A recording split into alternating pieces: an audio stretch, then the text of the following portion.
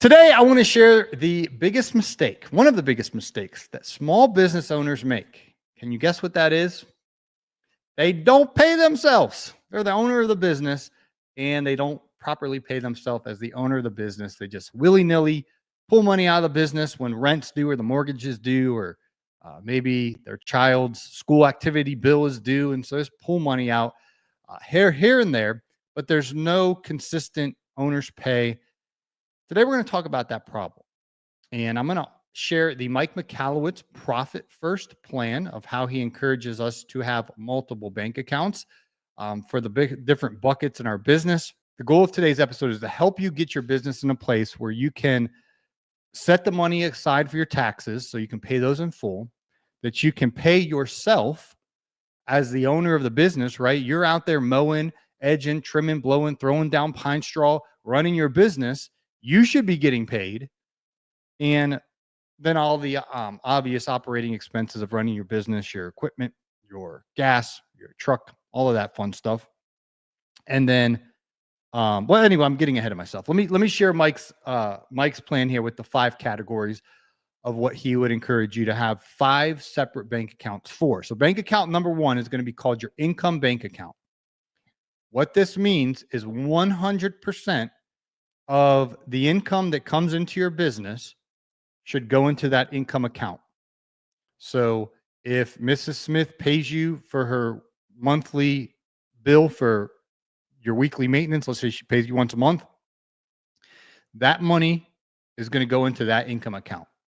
Now, I use a CRM.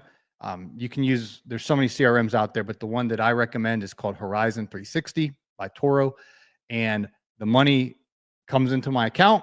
It's all connected to QuickBooks, which is connected to my bank account. So all that income goes into that account. That's super important for several reasons, because you want to know what the true revenue of your business is.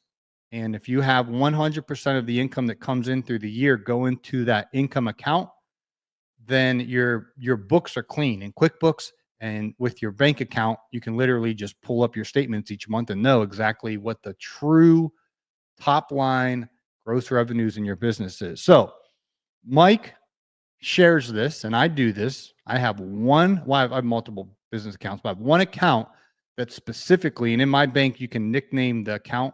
I just nicknamed it income.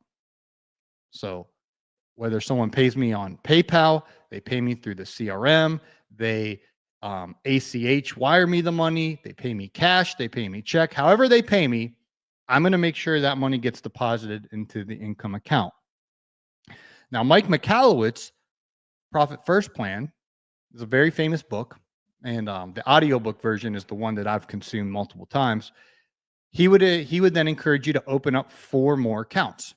Now, these accounts are your owner's pay account, your tax account, which is going to be a temporary holding place until your tax bill's due, your operating expense account, which is nicknamed OpEx for operational expenses, and your profit account. So Mike's plan is the money comes into your income account, and then from there, twice a month, and I don't do this, but I'm just telling you what his plan is. From there, twice a month, you're going to divvy out percentage-wise money into the owner's pay bucket or account, into the tax account, into the operating expense account, and into the profit account. So 5 total bank accounts: income, profit, owner's pay, taxes, OpEx. So what I've done is what I call a hybrid system. In golf, we have a hybrid. It's like an iron and a wood combined. It's called a hybrid. One of my favorite clubs in the bag. But what I've done is I've created 3 business accounts. And, you know, Mike would probably disagree with me, but that's fine. For me, 3 is fine. 5 is great for Mike's plan. I didn't write the book Profit First, though. I'm just a simple guy, and I just have 3 business bank accounts. So my 3 business bank accounts, again, this is Paul's plan. This is not the famous Mike Michalowicz plan, but my plan is I have an income account.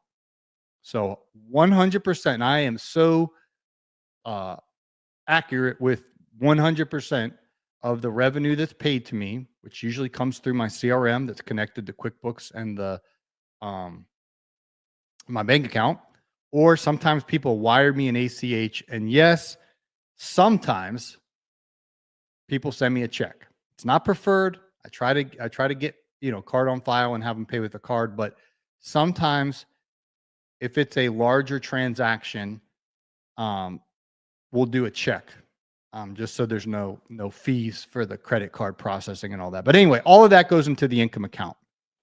From there, I have what's called my tax account. So somewhere between, if you're just starting out, 15 to 30% of your revenue, it would be recommended to transfer that into your tax account. Now, as you do this month after month, year after year, you can get more dialed into what the appropriate percentage of your revenue that you should be putting into that tax account should be. Because, for example, in the United States of America, California, they have different state tax liabilities than we have here in Florida, where we, thank God, have no state income tax. Let's go. No state income tax. And I still have to pay the federal taxes, but no state income tax. So anyway, 15 to 30%. I've asked a lot of people. I've literally asked Mike Michalowicz himself, and he said 15% is a good starting point. So like, say you have $1,000 come in, you would take 15% of that, which would be $150, and transfer that into your tax savings account. And he ran all the math. Like, if you did $1 million in revenue for the year, that would have meant you set aside $150,000 for taxes. And because you get expenses with deducted in your business, $150,000 should hopefully cover your tax bill. Now, again, there's so many different variables with taxes. I'm not a tax expert, attorney, professional whatsoever. I just am saying, for me personally, from interviewing and asking Mike Michalowicz, then interview him, I just asked him one question, but asking Joey Coberly, Megan Coberly, and so many others who are experts in the industry, their answers varied between 15% to 30% of your business's revenue. If it's set aside for taxes, in most cases, when your tax bills due, that funds that you have saved throughout the year, you should have enough to pay your bills. Now, I'm hesitant to tell you how much I set aside into my tax savings account. I will say it's in that range because, one, I live in Florida with no state income tax, and two, my expenses are different than yours. I don't know how much you're deducting from your business expenses, but I just want to give a range from my resources that I've asked. Well, anyway, I have my income account. All my money goes into there, and then I immediately take a percentage that my advisors, right? I have a tax preparer advisor who's been doing my books for years and kind of can project what my tax bill is going to be. So they've given me the percentage that they suggest I immediately put into that tax savings account, so that when the tax bill is due, I have the money sitting in that savings account. From there, I have a third bank account, which is also on Mike Michalowicz's plan. And this one's called OpEx, operational expenses, baby. So that's how I do it. I have 3 bank accounts. Now, Mike's percentages in his book for his 5 accounts would be all your money goes into your income account.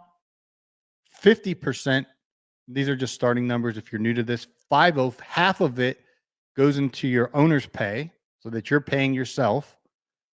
15% would go into your taxes, 30% into your operational expenses, 5% into your profit account. Now, you can read his book to get more details on why those are his recommended numbers.